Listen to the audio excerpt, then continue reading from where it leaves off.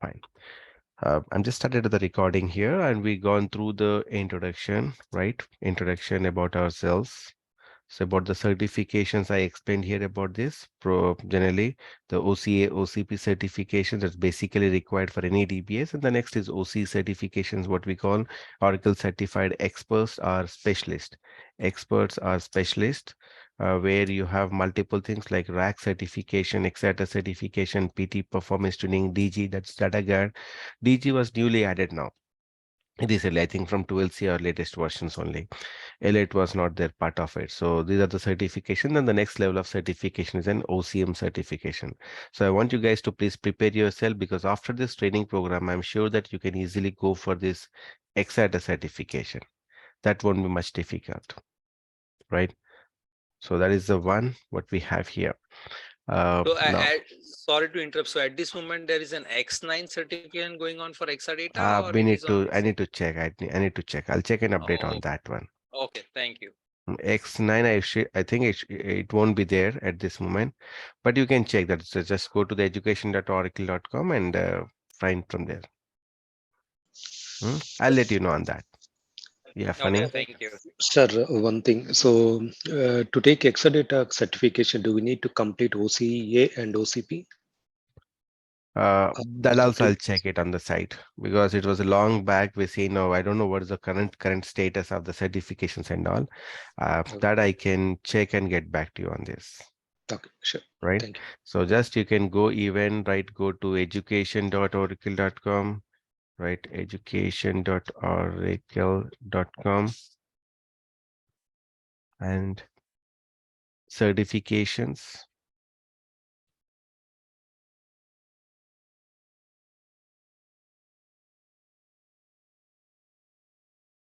View all certifications, you can go for that. Okay, in this we have systems,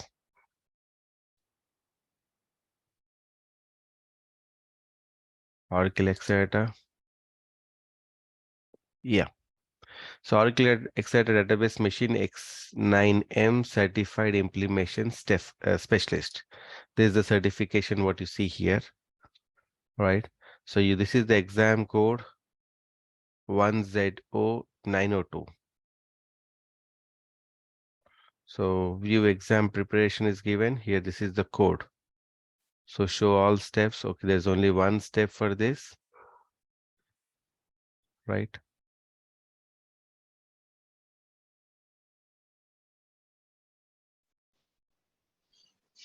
Yeah, when you click on that, it will provide you all the information. Okay, Okay, sir. just Yeah. check that. Just check that. It will be easier. Right. Let's start with the things. Now, what is the basic requirement here? Prerequisite for this training program is that you should be a DBA, already a DBA database administrator plus a rack. You should be knowing that.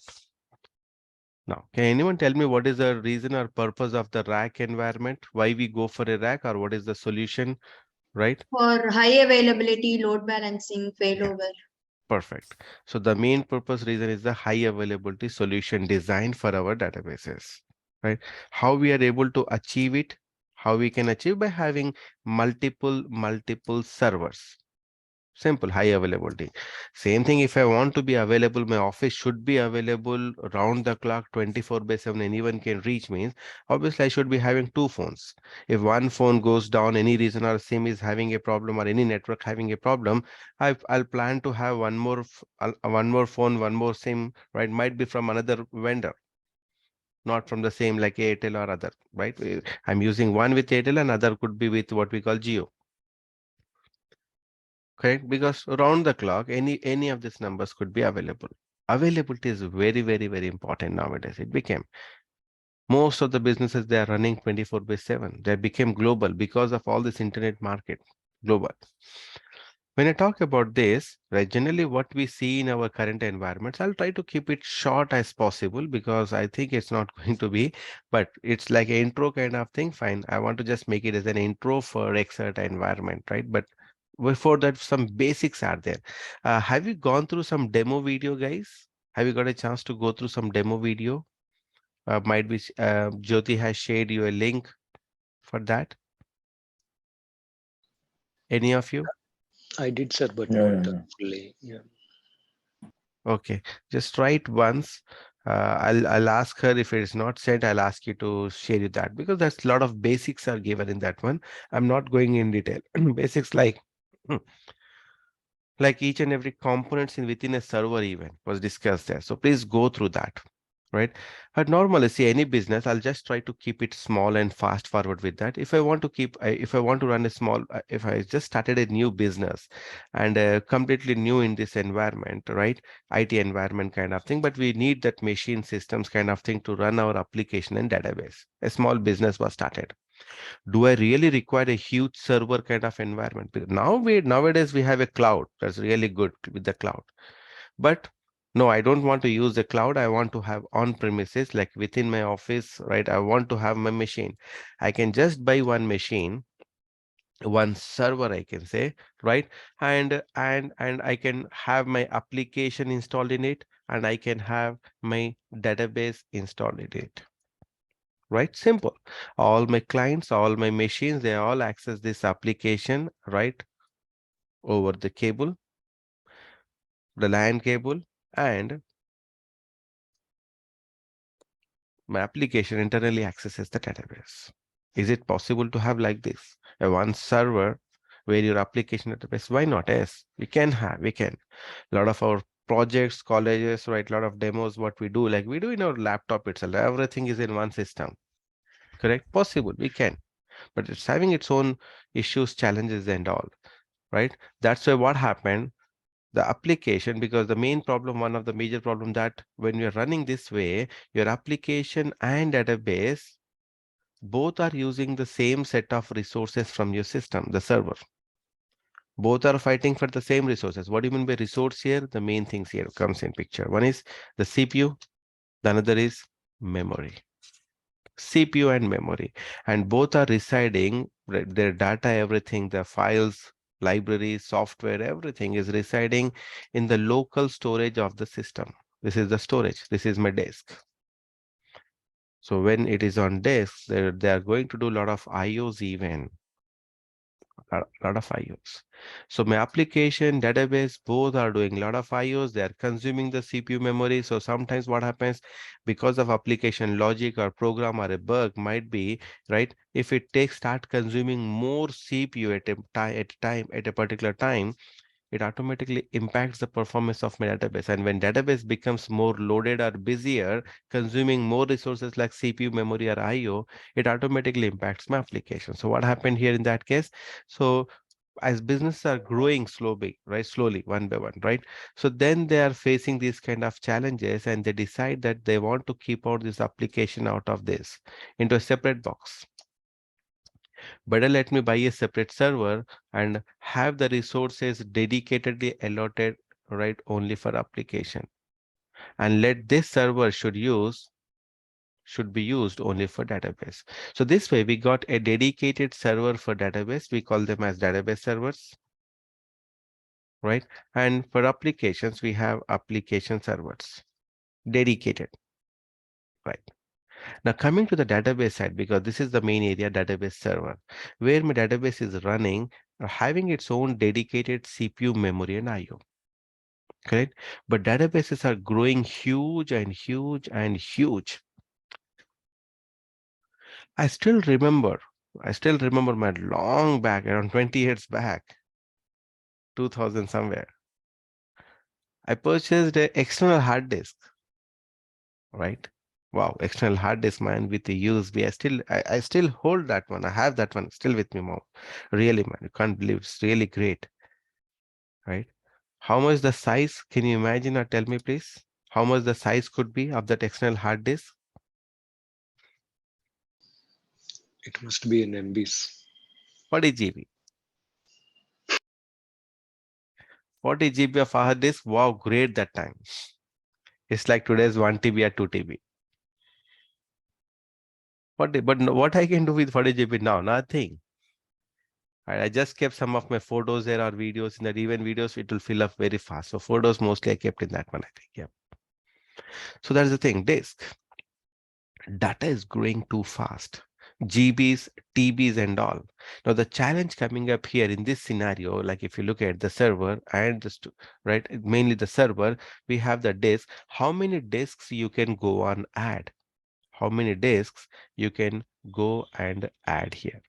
That is a challenge. That depends on the motherboard here, right? On your server, we have a motherboard. On that motherboard, it is dependent. Based on the controllers, we call that the IO controllers, right? That again depends on servers. You have two variations. You can have SATA controllers there, SATA or SAS controllers. Normally, pure servers, they will have SAS controllers, better performance with much more IO bandwidth. SATA is another one, cheaper model kind of thing, but yeah, SATA is also available. So SATA and SAS controllers are available. If I have 4 controllers on that, right, I can connect 4 hard disks in that case. Make sense? And if I go with each hard disk size of 1 terabyte, now again in the hard disk sizing also, we have 1 terabyte, we got 2 terabyte of hard disk, correct? We have 4 terabyte of hard disk also. Agree? Yeah. Each hard disk 4 terabyte. Now even you have a hard disk of 8 terabyte, man. 8 terabyte, 10 terabyte, 12 terabyte, 14 terabyte. 14 terabyte. Yeah. But again, which one should I use? That depends on the usage, the way you are going to use, right? So for especially for production systems and all, we always prefer to have a smaller sizes kind of thing. Might be 1 TB, 2 TB is more enough. Okay, if I just planned up with a 1 TB, then how many hard disks I'm able to connect here? Totally 4 hard disks into each one 1 terabyte. Totally 4 terabyte is the size I am going to have in this, correct? 4 terabyte. This is all related with Exadata, man, somewhere, because this is all basics we required. The terminologies, please go with that. So database servers, right, I can see here now 4 hard disks and each one of 1 terabyte. If I go maximum 4 terabytes I can have. Now the question comes up, if my database has crossed the 4 terabyte limit, it has now reached to 5 terabyte, then what should I do? In your laptop, we have a hard disk, like I'm using SSD, but let's say earlier I used to have a hard disk. I replaced it with the SSD now. Really good technology, man. Now, generally, let's say we have 1 terabyte of hard disk. If your 1 terabyte got filled up, what you will do then? You need little more space. What you should do? If your 1 terabyte is full, what we do? Please Yeah, answer. probably we can replace with the bigger one. No, no, no. I'm asking about in your laptop currently. You don't need, because a lot of videos, images, so many other files are there which we don't use regularly. So in my laptop, if the hard disk 1 terabyte got filled up, what is the best option for me to do now? Clean Can up. I add one more hard disk here in laptop? No. So I think I can easily go for a USB hard disk here. Yes or no? That's what we have. External hard disk, what we call. Yes, Right, that right? can be done. Yes, I think most of us, we all have the external hard disk, because even we use it for keep maintaining a backup. I can't leave everything in my laptop. So regularly, let me take important files, everything back up and keep it here. One day, if anything happened to my laptop, all right, yeah, a backup it must be there. So external USB hard disk, we attach it there using a port, a connector. It could be like a USB 2, USB 3, but nowadays I think everything is USB 3. What is the difference between USB 2 and 3? USB 2 hard disk, USB 3 hard disk. The Speed is external the hard major difference. speed. Speed.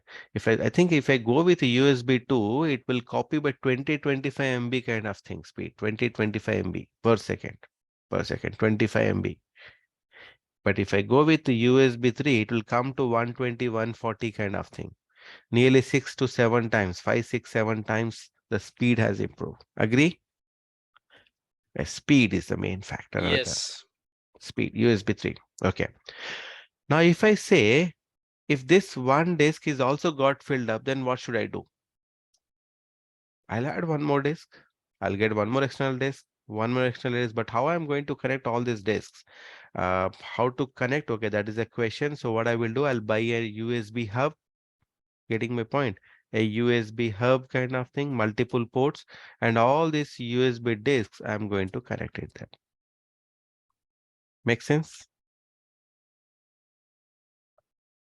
I have it even. I'm using currently Yes. a USB hub because I can't on my laptop I have only one or two ports, right, for USB port, and I need to connect my printer. I need a what we call a keyboard, mouse, and external hard disk, many more connected.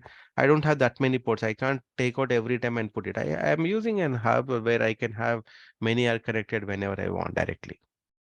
Yes, makes sense. Makes sense. Yeah. Similar way. So like this, you can add as many as possible. Concepts here, concept, the way, right? The solution, how we are getting into.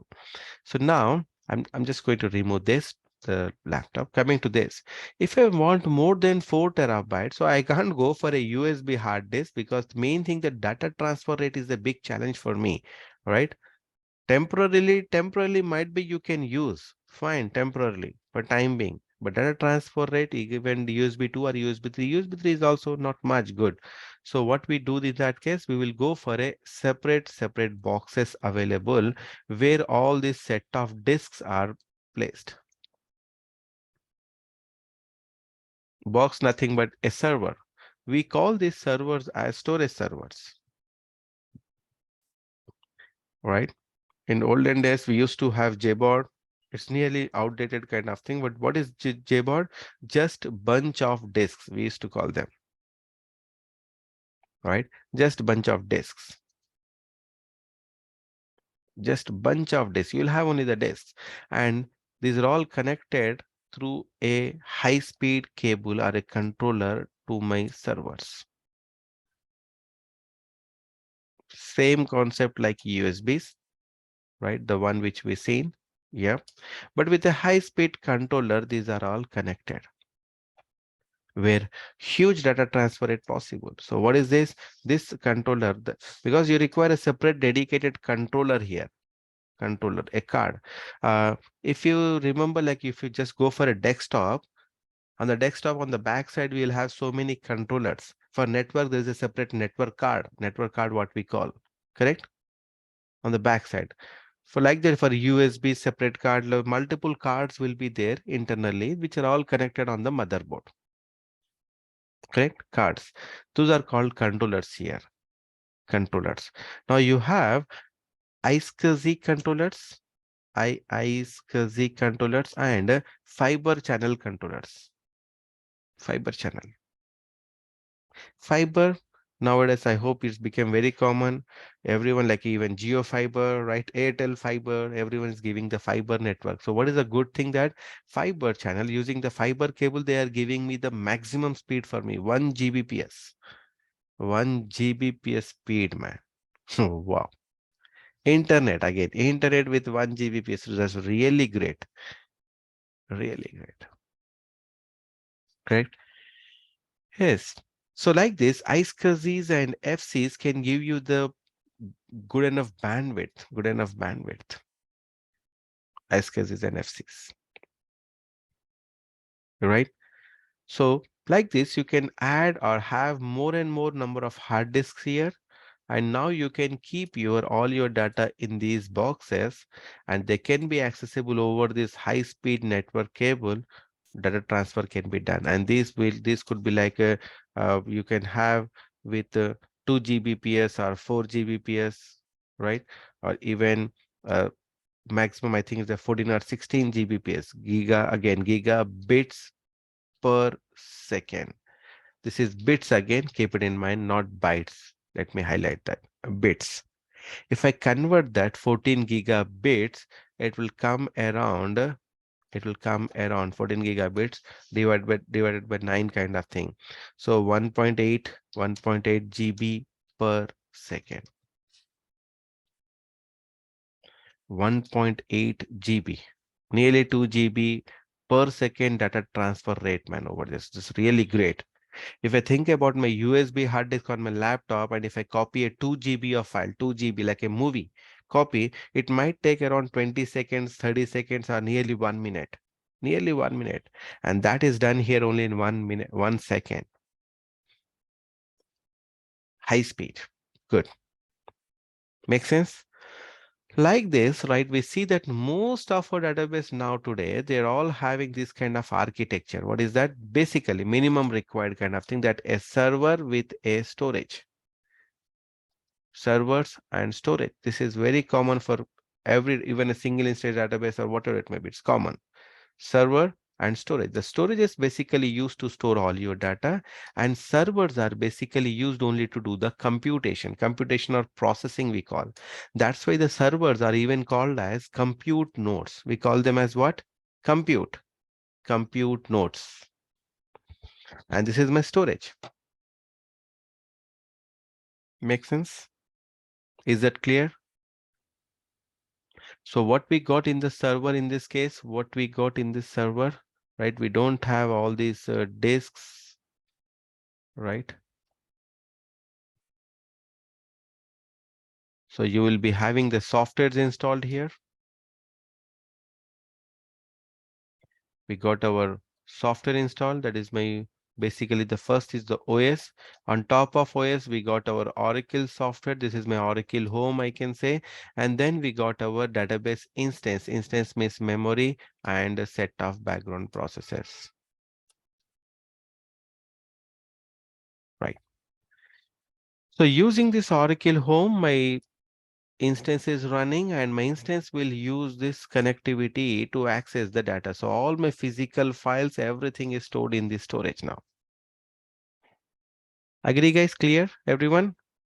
Now to improve the high availability here, to deploy the high availability, the next one, if once you have a very good design like this, a server, storage and all well balanced one, right, architecture design, and if the company is looking for availability, we have a rack solution. Right? Availability is about what? Simple guys, say simple questions like, in case if my instance goes down, right? Any reason it's not coming up. There is some issue with might be the Oracle home got corrupted, so obviously instance will go down, or might be the entire server is went down completely, or the entire storage might be went down, or might be one of the disk got failed. Storage level failures, my database server level failures can happen. In any case, what happening, my database instance will be down, inaccessible. So this is like a downtime for my application. So how you can improve the availability for your database in that case? How we can improve that? By planning for rack. So what is that rack design, guys? The multiple DB servers, and it's recommended to have multiple storages even, right? So whatever the number of disks we have, example, let's say 1, 2, 3, 4. What we do even, we prefer to do the mirroring between these disks, in between the storages, I can say, instead of between the disks, I can say between the storages, let me do a mirroring. Means whatever the data is written here, example, let me refer those set of blocks as A. I'm referring them just as A. The same set of blocks, a copy of them will be available in the another one. Mirroring. Why? Because if one disk fails, correct, I still have a copy of it available. Mirror copy. If my laptop goes down, no worries, I have a copy of all my data. Thank God last night I copied everything or backed up into my external hard disk. I have my data, I can use that one, right? I have a copy. This is called as a mirroring. So you should do this mirroring, correct? Now, what is this called as?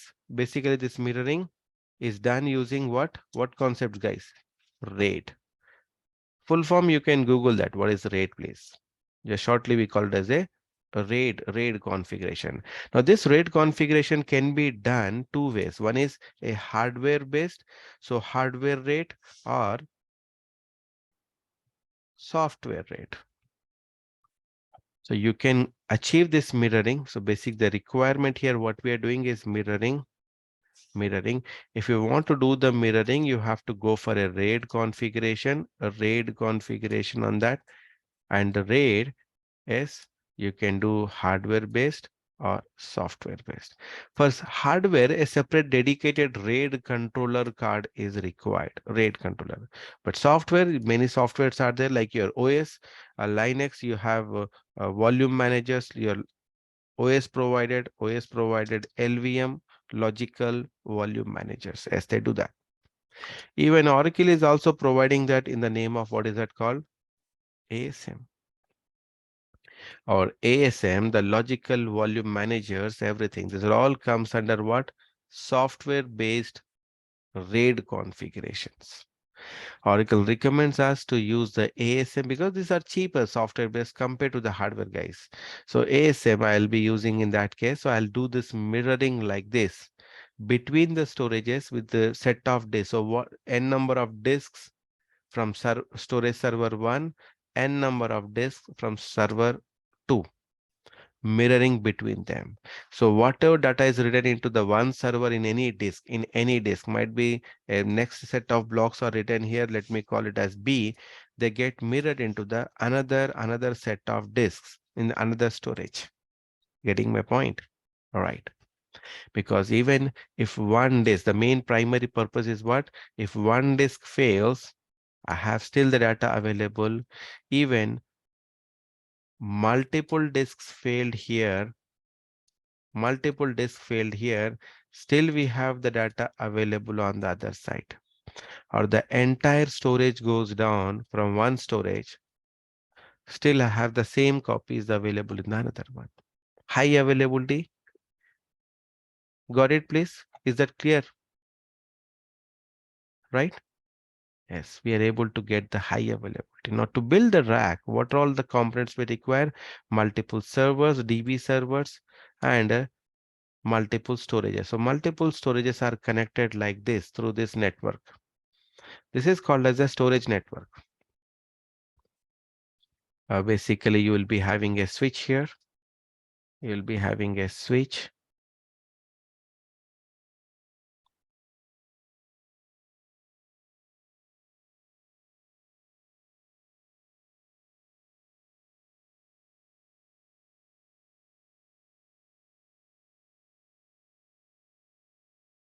Right. So you'll be having a switch through which these are all connected.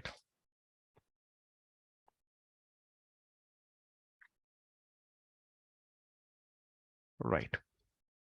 So we understood that in case if our storage goes down, in one storage goes down, I have another storage and data is available, it is accessible.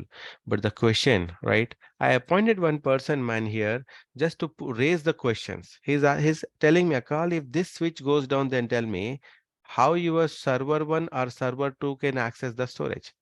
If switch fails, because we are using only one switch between DB and storage, so that's the reason. Again, a failure. So what should I do in that case? Better let me come up with one more switch here.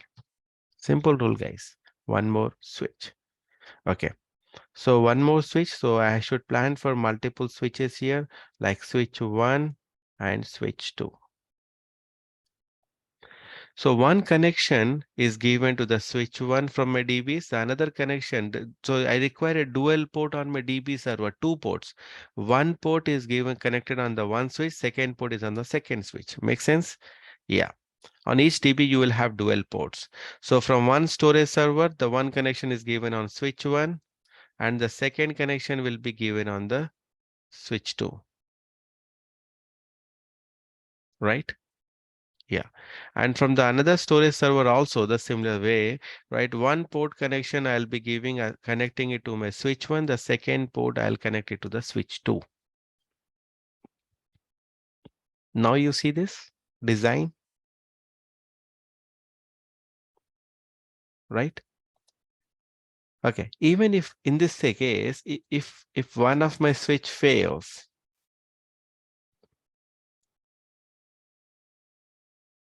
but still that is the storage is accessible from the second switch. If one storage fails, one switch fails, still you are able to access. Please don't raise a question saying, hey, if another switch or both the switches fail, then what? Obviously, it's a downtime. Then you should plan having 3 switches. If all 3 switches are failed at same time, then what? Then you should go for a fourth. Then it's never ending kind of thing, a loop. But a basic question, right? What are the chances that 2 switches might fail same time? All the switches might fail same time. Very rare, right? Simple rule, simple logic I'll give, man. We all drive the four-wheeler or two-wheeler even. Have you got a chance or have you faced any time in your lifetime till now that all your 4 tires got punctured same time? Your bike, 2 wheels, right, 2 tires, both are punctured same time. Have you encountered this situation anytime? For me, sorry, no. Might be if anyone, that's like a one-time kind of thing, lifetime, once. Keeping aside the car, couple of days, weeks, months, might be 4 tires are punctured. That is a different story. But every day you're working, going office and coming home, and you found all 4 tires got punctured same time. Never happens, right? Rare. And that's why we always carry only one stepney with us. Have you seen anyone carrying 4 stepneys saying if 4 tires are punctured, sir, I have 4 stepneys I can replace and I can continue back? No. Any car you see, right? Most of them, we all have only one. That's called as a single point of failure. Single point of failure.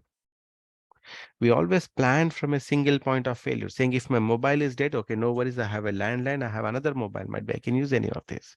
If my laptop goes down at my home for some reason, okay, no worries, immediately I have a desktop, I can use it, right? But both are down same time, never happens. Single point of failure, right? If 2 are gone, 3 are gone, that's a different story, leave it. So we always plan. High availability solution designs are mostly planned from a single point of failures.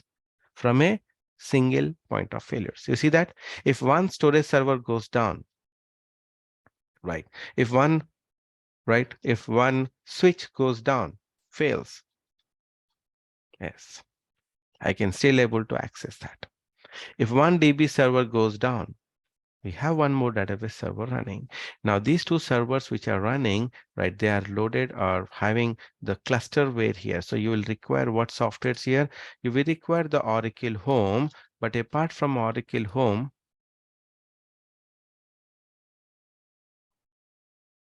right?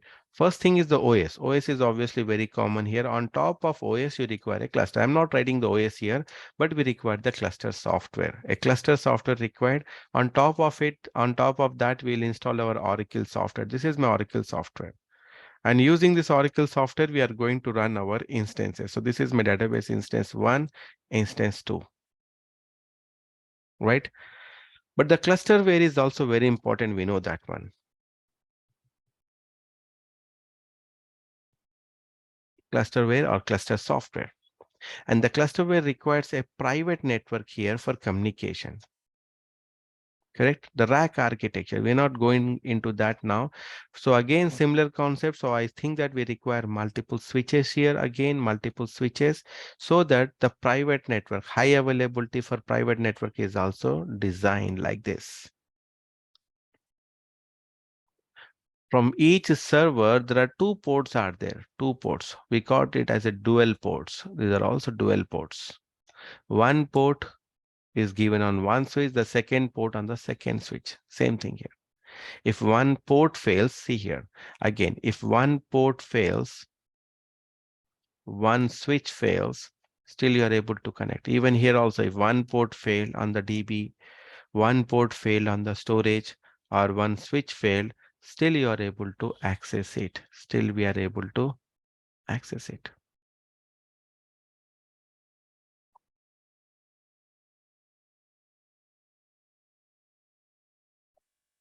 Same thing here. Right now, your DB servers are basically accessed by the application. So for applications to connect,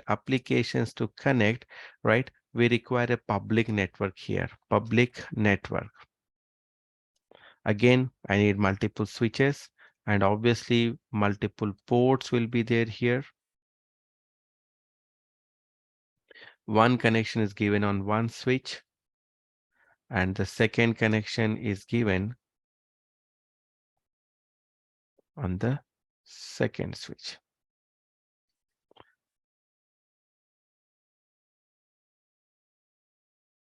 So this connection is given to your applications. So applications can go through this switch and access the node 1, or even they can access node 2. From here also, they can access the node 2. If one switch failed, again the same story, if one controller failed here, network port or one switch failed, still yes, accessible. High availability design. So to design this high availability, for high available design, what is required, guys? High availability design. What is required? We require multiple of hardware, multiple hardwares, like what?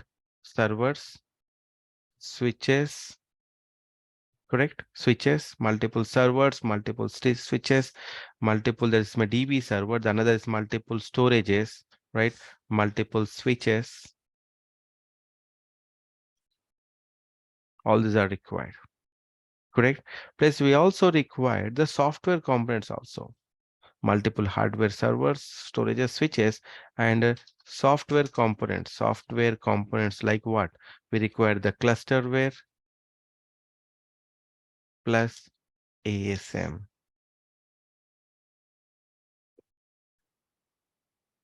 Right? So high availability solution design is a combination of both. It's just not only a hardware or only a software node, it's a combination of both. You require multiple components and you require these softwares also, cluster and ASM. And then I can design our RAC, RAC, real application clusters. Correct? Now, if anyone asks you, hey, please, can you suggest me something like in database? I want to go for a high availability. So what do you suggest?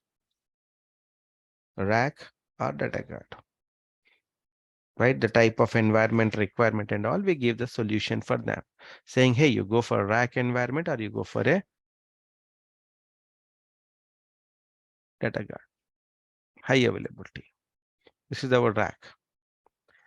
But if a question arises, because most of the customers, they're all using the rack environment, man. They all already have the rack, 2-node rack, 4-node, 6-node, whatever the number of nodes, fine. They have a rack environment. So high availability solution design, they already have in hand. High availability is done. High availability is done. The next challenge they are facing now, that is about performance. So a lot of rack environments, as everyone have it, but the main challenge now, they want to have a performance. Right? Even in rack environment, you will see a lot of performance issues. Lot of performance issues. What do you mean by performance issues? Means my queries are not performing well. What do you mean by that? My query, which used to finish that or generate that report in 1 minute, now it is taking 10 minutes. It's very slow. Every request which I am sending on my database, it is taking more time to process or more time to complete. It's performing, my queries are performing slow. If there are no queries, there is no one connected on my server, no queries are there on my server, so obviously there is no word comes performance, right? Performance. How to gain the performance? How to gain this performance? So similar kind of design, exactly as it is what you see, right? What Oracle did, right? To overcome the performance reasons, they came up with an Exadata here.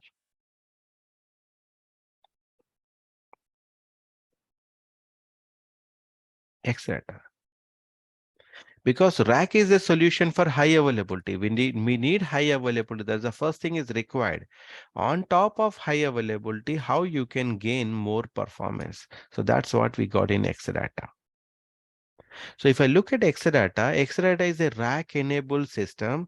That means you will be having multiple servers and multiple storages, and obviously multiple switches even.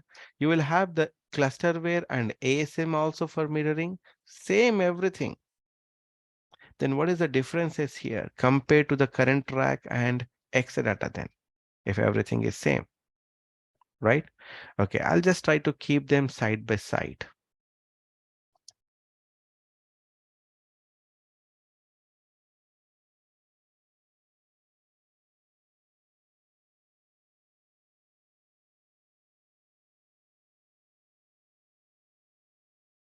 Let me move them a little closer like this, better.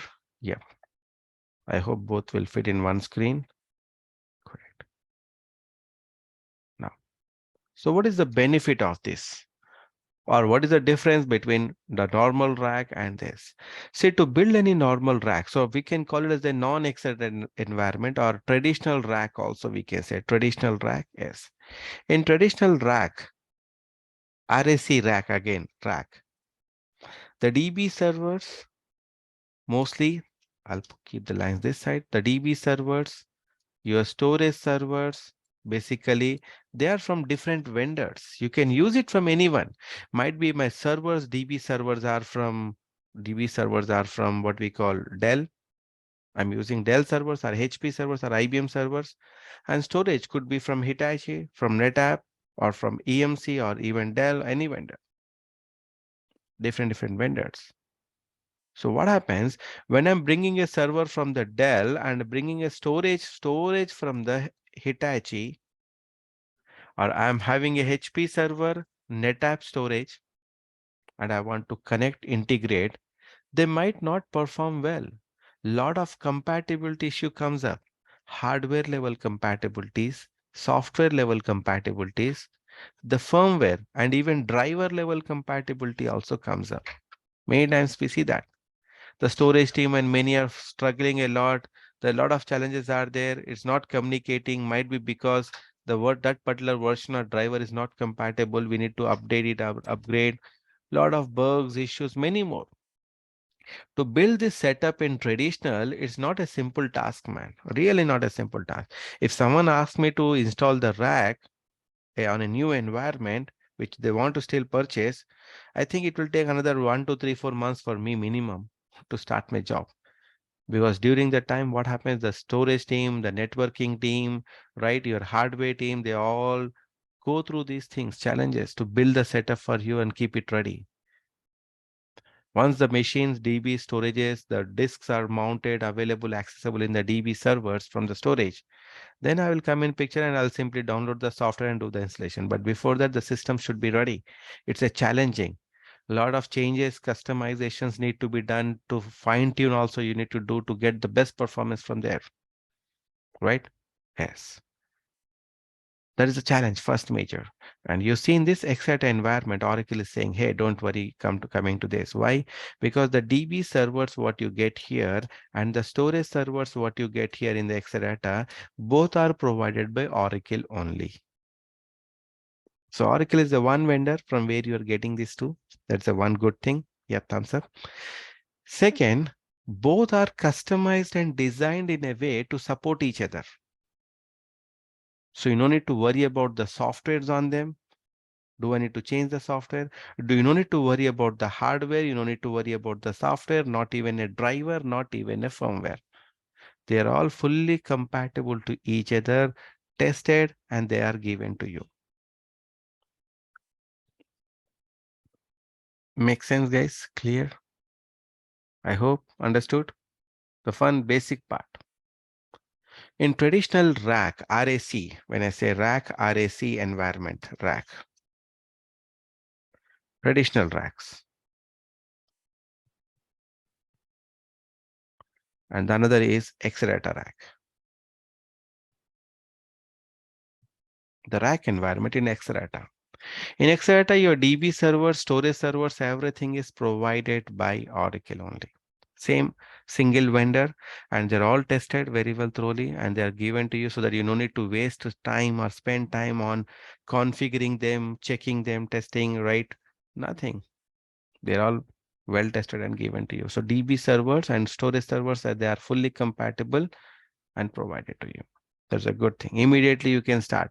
Seems like from the day one itself, you can start your building the rack environment.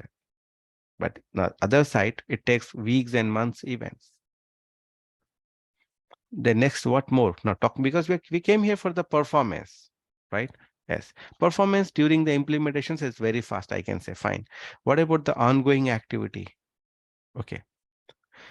See, in each server, we have the CPU memory. CPU memory, we are using it with our instance for whatever the queries are there to process their request. Server CPU memory, right, for your instance and for processing.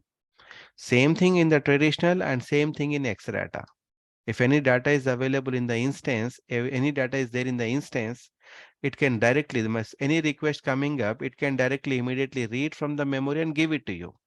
Correct? If it is already there in the instance, that particular data. Same thing with traditional, both are fine. But the challenge comes up here. If data is not available in memory, then what? If data is not there in memory, tell me guys, what should be done? A query was filed to read from a table and the table data is not there in the memory, nothing but in your, not there in your buffer cache SGA. What should be done? Fast. It will go to disk and read. It has to read from the storage, not disk. I'm saying term, right? I have to read it from the storage. Now, wherever data on the storage, fine. I have to read it from the storage. Correct? Storage, and obviously we know that data is there on that disk. So I am going to the storage. So it has to read from the storage. That IO request will be sent to the storage server, and wherever data, if data is there on the disk, performing an IO, and I am going to read this data to the server into the memory. Then I will process and give it back to the user. Now the challenge here that the IOs which are going to the storage and IOs happening on the storage on the disks are taking very long time, guys. This is a major key performance issue. Simply mind, if you want to back up your laptop data into your USB hard disk, right? Obviously, I think like every one of us, mostly we have the USB hard disk and we do backups. If I ask you, hey, can you please do the backup every day? Will you do that? Possible? Very difficult, right? Nearly 1 TB full, my hard disk in my laptop, and I want to back up every day. How much time it will take? USB 3 hard disk. Couple of hours, 4 hours, 6 hours, 8 hours. Getting my point? A lot of time you're spending. Why? Because the IO, the data transfer rate, IO, taking long time. IOs on disks are very slow, very slow compared to the IOs on the memory here in the DB server. That's why frequently access data, whatever is there on the disk, we are trying to keep it in the memory buffer cache so that requested, if the data is requested, it can be immediately delivered to you. That is the fastest way of getting data. Directly reading it from your DB server's memory, from your buffer cache. But the entire data can't be kept in memory. So obviously the IO should be done on the storage. Same thing in the Exadata, you see that. Yes, if data is not there in the DB server, the IOs has to be sent to the storage. IOs should be sent to the storage. Storage, right? Now Oracle came with some techniques here and technologies on Exadata side. Right? What is that? Okay. Instead of reading data directly from the disk, because actually data is stored in the disk, that is for sure. Okay, let me keep it aside. These are the disks where my data is actually there. Right? Yeah. They came up with one more layer here. Just making some space here, guys.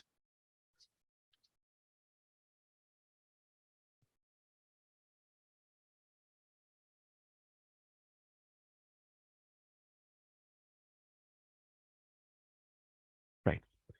Okay, Oracle, what they are doing, they came up with one more layer here and one more component in this. One more component in these storages. One more component. Very good capacity, the size, really good. And this component is called as, what is that? Anyone please? What is that component they introduced in between? This component is called as flash cache. What is that? Flash cache. Oh, similar kind of term we seen somewhere. Where it is? Here. What is this called as? In DB server, please. What is that called as? Please. DBBC. Yeah, buffer cache. Database buffer cache. Correct? Buffer cache. Here we got a flash cache. The buffer cache, which is there in server, what it actually buffer cache contains? Frequently accessed data is kept in the buffer cache.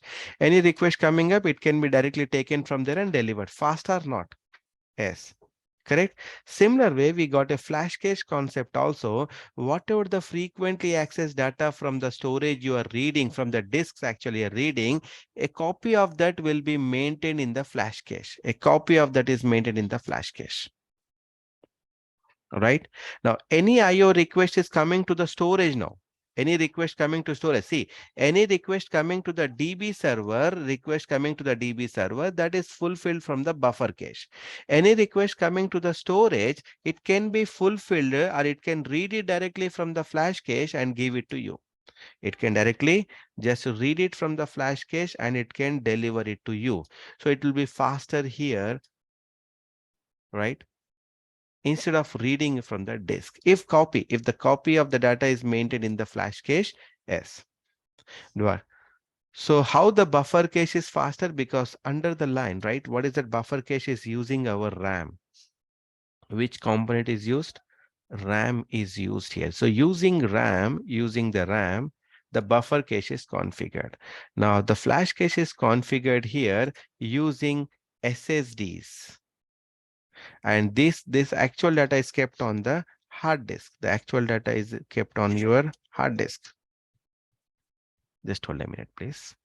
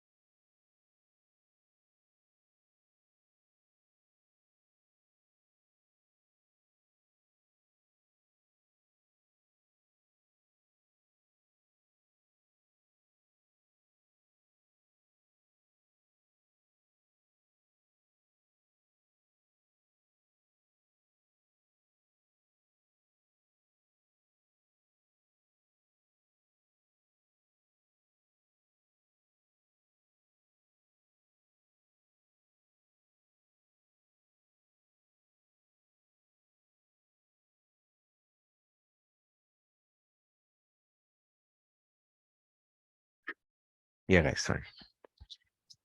Yep. Yep. What I was saying about the flash cache. So here it started using the SSDs here, man. SSDs. So then what is the difference between hard disk and SSD? Can anyone tell me? Just highlight it. Speed Hard is disk. fast. Speed, right? Okay. So because when I'm upgrading my laptop with SSD, I was just gone through this. So what is the difference? You know anything more? Let's say we have a hard disk drive. The two parameters are important here for us. One is IOs, how many IOs I can do per second. That is IOs per second we call. The another is MBs, how much data it can transfer. MBs per second, MBPS. IOPS, another is a MBPS kind of thing. Two values, yes, I should take. IOPS, MBPS. Now, if you look at the hard disk, man, it hardly do some 100 to 120 IOs. Hardly it will do 100 to 120 IOs, I think. 120 IOs per second. See that? Very few. And MBs somewhere around 100 to again 150 MBs per second. This is the capacity of your hard disk. Again, that depends on your hard disk, what kind of disk you are using, what controller you are using. We have because the hard disks are basically connected, right, in our laptops and all through SATA controllers, right? Again, within SATA, we have SATA 1, SATA 2, SATA 3, right? SATA 3S. So SATA 1, 2, 3, actually SATA 1, the maximum bandwidth it will give you 1.5 gigabits again, 1.5.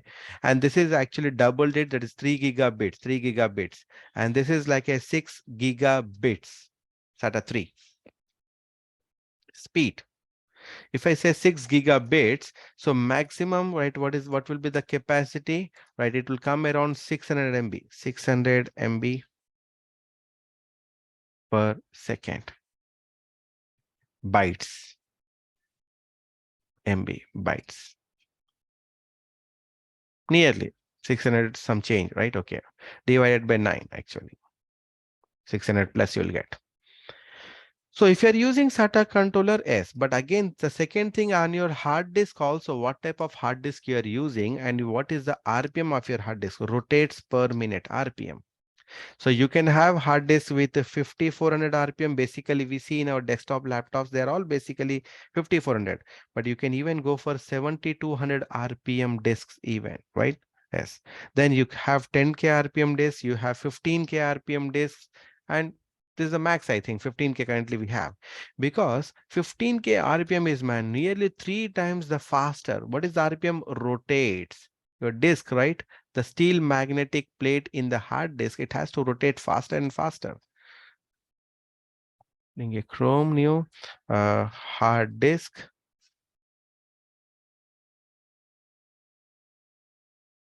You see that this is the one, hard disk. A steel magnetic plate on which the data will be written, and this is the right what you call pointer, somewhere it is referred here. Right, you see that in that one? Yeah. This is your arm. This will be moving up and down to read data from there, and the disk need to rotate. The faster the rotation, it can read more data. But the problem, the more faster the rotation, it will generate more heat. That is another big problem here. Heat generation will be more high. Correct? So challenges are there for both sides. It will give you more IOs, but it will be heated faster. So you have to be careful while using them. Like this, based on the RPM and all, most commonly we use 7200 RPM or 5400 RPM. 5400 RPM is like a outdated kind of thing, or very slow. Normal in desktops we can see. Nowadays laptops, even their laptops also we see 5400 RPM only, right? Some high-end kind of systems, you will see the 7200 RPM disks there. But again, right, you can get nearly 120 IOs and 150 MB of data transfer rate. If someone comes and asks, hey, Carl, I want more than this. My requirement is different. I want to install some VMs, Oracle VMs and multiple databases, and I want to build a rack in my laptop. Then the IOs becomes very challenging here, because lot of VMs are running, softwares, processes, lot of IOs are happening. Then you should go for the next level, is called as SSDs.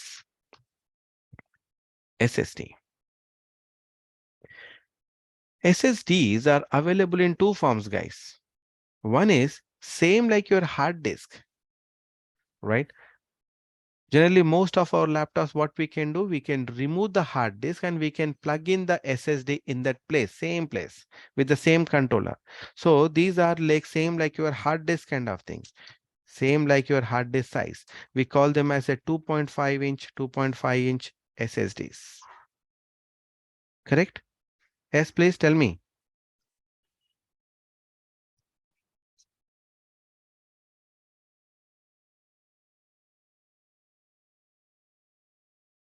This is all the images. You see that?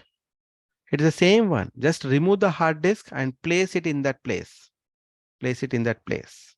You see that here is given, what is that? 550 MB per second. See that 550 MB per second it is giving me. Wow, great.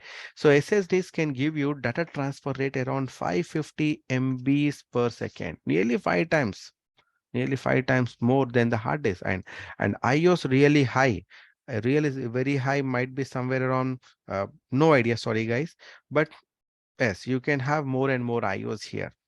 Thousands of IOs you can do here. Meaning MB, data transfer rate. Okay.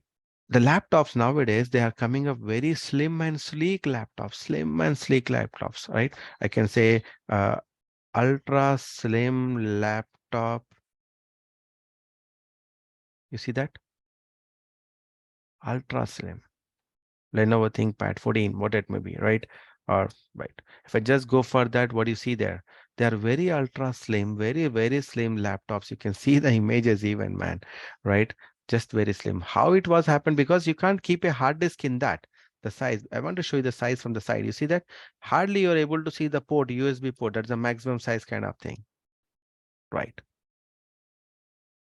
Very slim, 17.9 mm thickness. Less than that, even you can find that, right? Yes. So we can't keep even a hard disk, 2.5-inch hard disk kind of thing. So these SSDs, they came in one more format. We call them as M.2 SSDs. Now, what is this M.2 SSD? They also have the similar specification. There's nothing changed. Same 550 MB per second. Different model. What is that M.2 SSDs? Anyone, please? How it looks? M.2 SSD. It is same like your RAM. Same like your RAM chips. These are the one. See that? These are our SSDs. M.2. This is NVMe, not NVMe, but normal SSDs. We have to see. SATA SSD, same 560 Mbps speed. SATA SSD, right? So these SSDs are placed here. Which one? The M.2 SSDs are used. So using those SSDs, we are configuring a one more layer of cache called as a flash cache. We have a limited RAM. I can't use the RAM. It's hardly GBs kind of thing, 100 GB, 200 GB kind of thing RAM. Now SSDs, how much you know in a storage server Oracle is providing you in a storage? It is somewhere around how much, guys? Sorry, I forgot even. 25 terabyte somewhere. We'll check that anyhow. Later we can check that. So 12 terabyte, I think. So 12.5 terabyte or something. I need to check that. Sorry, missed. So nearly 12.5 terabyte of SSD is given there, man. Terabytes only. Imagine huge SSD area where frequently accessed data from here will be maintained here, and any frequent request coming for them, now they can be even served from SSDs, right? Most of your data possible that it can be an SSD and it can be delivered. So that's the one thing good. But again, it's not this SSD, man. It's not this. Sorry, let me take it to the next level. This is a normal SSDs which are using the same SATA controller. This is all connected through the SATA controller, SATA 3. So condition that if you are using SATA 3, which is 600 Mbps, the controller speed is 600 Mbps, then my SSDs are able to deliver you up to 550 kind of thing, 550, 560, 580, what it may be, nearly 600. Good, fine. But if I want more than that, the question comes up. If you want more than that, then you should go for, right, a separate controller. You require a separate controller. You can't use the inbuilt SATA. So separate controller, yes, you can go for NVMe SSDs. These SSDs are, again, what is that? M.2. NVMe is a separate controller, right, required, and then on that you can place these SSDs, NVMe SSDs you have to use. Now you know how much speed they can give you, right? 2000 MB per second. No, again, version by version improvements are happened. You can even get 3000 MB per second. No, you got 4000 MB per second, man. Wow. The latest, again, models and all, 4000 MB per second. And iOS, how many, they can do, help you to deliver 10,000 iOS. 10,000 iOS are more than that.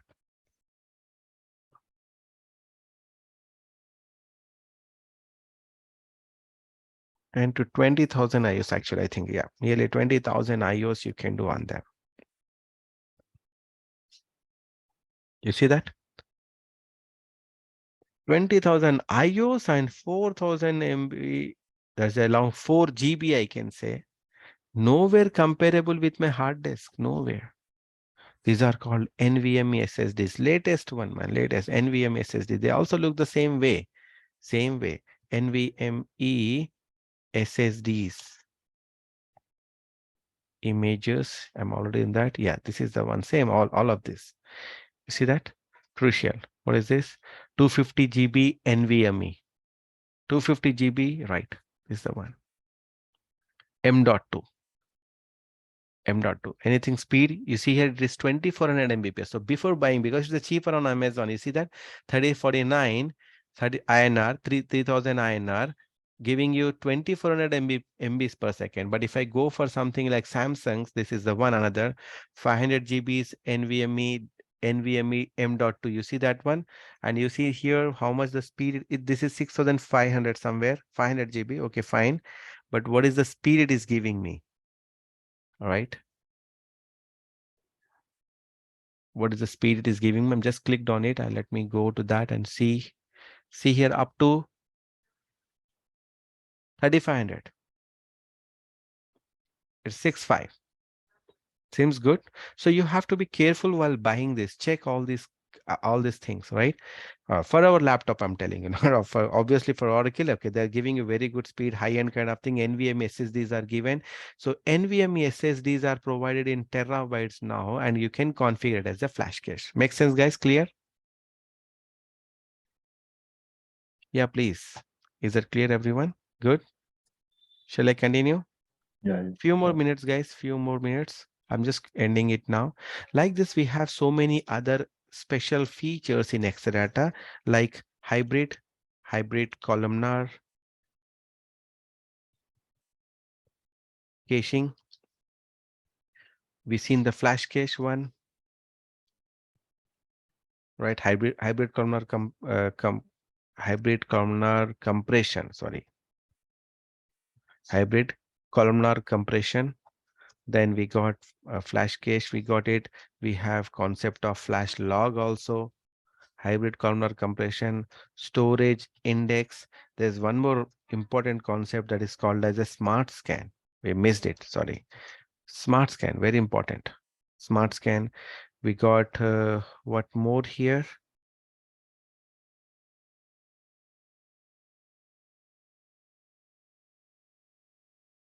Right. Smart scan, flash cache, flash log, hybrid compression, storage index. There are a few more other small features are there. Exa fusion, what we call.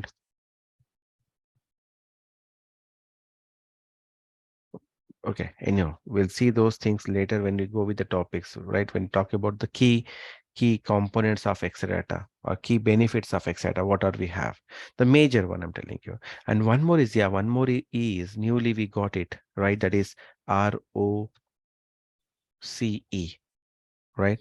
That is nothing but RDMA network. RDMA network.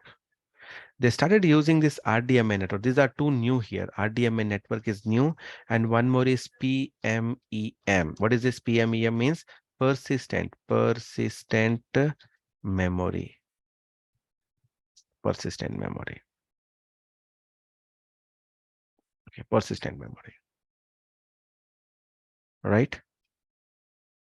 Yeah. So these are what we got new here. New. RDMA and persistent memory is new, specially introduced in X8, Oracle Exadata X8 M model. M. This is the main M. So X8M contains the persistent memory and RDMA network. And prior to that, the network here, the network what you see in the Exadata, right, was using InfiniBand. InfiniBand, InfiniBand. InfiniBand is giving us, InfiniBand was giving us around 40 gigabits per second speed. 40 gigabit. When I look at my FC, I think where we mentioned that FC not here in this. Okay, fiber channel, iSCSI FC might be right here above. Yeah, around how much? 14 or 16 gigabit. I told you it's 16 actually, 16 gigabit, right? Yeah. So here it is giving you 40 gigabit here InfiniBand. And the new network, what we got, right? What we got, that is ROCE, that is the RDMA actually, RDMA. This is giving us 100 gigabits per second. Wow. X8M is using RDMA network here for connecting to the storages. And we got, again, please be with me, please. We got one more component here, one more component called as, right, I'll put this side, right? We got one more component here that is called as PMEM cache. On top of flash cache, we got PMEM cache, right? And this is using the persistent memory. This is using persistent memory. This is also provided, right, in terabytes. We'll understand this later. What is persistent memory, how this RDMA works, right? Many of this as we'll be understanding there. So what happens? This is actually going to deliver you 100 gigabits per second. That is the more bandwidth you got with RDMA, and IOs on persistent memory are much more faster compared to the flash drive. So PMEM cache basically comes next to the RAM. RAM is the fastest. Next to RAM, we have persistent memory. After persistent memory, we have the flash, and after flash, we have the hard disks. So many components are there to speed up. See, the main reason that whenever a IO request was sent to the storage, how fast the data can be delivered. If the data is available in the persistent memory, it will be delivered immediately. If it is there in the flash cache, the next level, yes, it is also faster. If not, finally it has to read from the disk. That is the slowest part. Correct? Multiple layers they introduced here, X8M. Like this, the entire machine, the box where we have all these DB servers, storage servers, everything residing in one box, right, is called as Exadata database machine,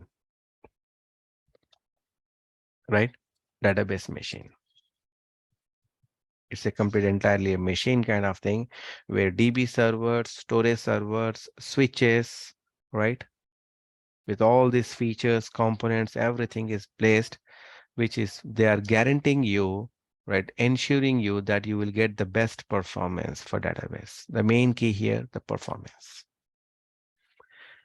So when we go with our next sessions, there we will discuss more about this network, ROC, right? So at this moment, I hope you got an idea about the things, how performance can be improved here by Exadata. Fine. Any questions, anyone? Any questions, queries, doubts, anyone? Please let me know. Akal, can I get your contact number? Sure. I'll tell, okay, I'll share it here. No worries for everyone. Yeah. Yep. Okay. So when you'll be free? So that's some. Call me after 10:30. Yeah, sure. Yeah, thank you. Any other questions, anyone? Yeah, Akal,